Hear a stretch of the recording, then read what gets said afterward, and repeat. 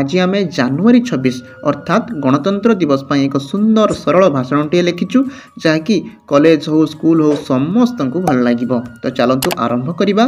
सम्माननीय सभापति महोदय, वरेण्य शिक्षक मंडली, उपस्थित सजन मंडली, मंचस्थ मुख्य अतिथि, मोर सान बड़ भाई और भौणी माने, आज आम 76तम गणतंत्र दिवस पालन करने को जाऊँ। गण शब्दर अर्थ लोक माने और तंत्र शब्दर अर्थ शासन।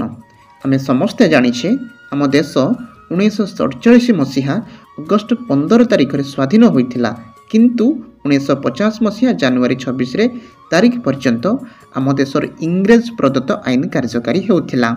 भारतर स्वतंत्र आईन खसड़ा बा संविधान सेते दिन जाए प्रणीत होई नथिला।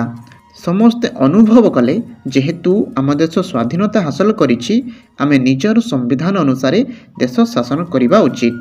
सेतिपाई संविधान प्रणयन संस्था प्रतिष्ठित हैला। यार मुख्य थिले भीमराव अंबेडकर। से थिले भारतीय संविधान जनक।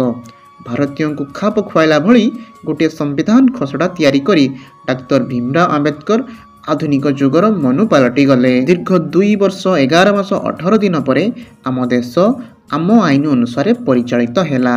सही दिन ठारू अर्थात 1950 मसीहा पर जनवरी 26 तारिख को भारत गोटे सार्वभौम्य गणतांत्रिक साधारणतंत्र राष्ट्र भाव में विश्व दरबार में स्वीकृति लाभ कला।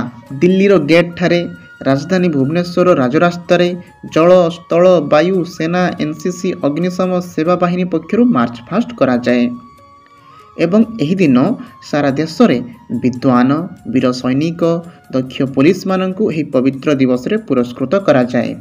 भारतर श्रेष्ठ बेसामरिक सम्मान भारत रत्न ठारू आरंभ करी पद्मश्री पर्यंत राष्ट्रपति द्वारा प्रदत्त हुए। तो आज यही पवित्र दिवस रे आमे समस्त शपथ नेबा आम भारत को महान करी गढ़ी तोलिबा।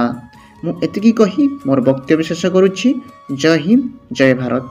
तो दर्शक बंधु, आशा करुछि आपण मानकु निश्चित भाषणटी भल लागिथिबो। जदि भल लागिछि निश्चित गोटे लाइक करंतु एवं कमेंट करी जणांतु आउ केउ प्रकार भाषण किंबा केमितिया वीडियो आपनकु दरकार। तो रहिली, जय जगन्नाथ।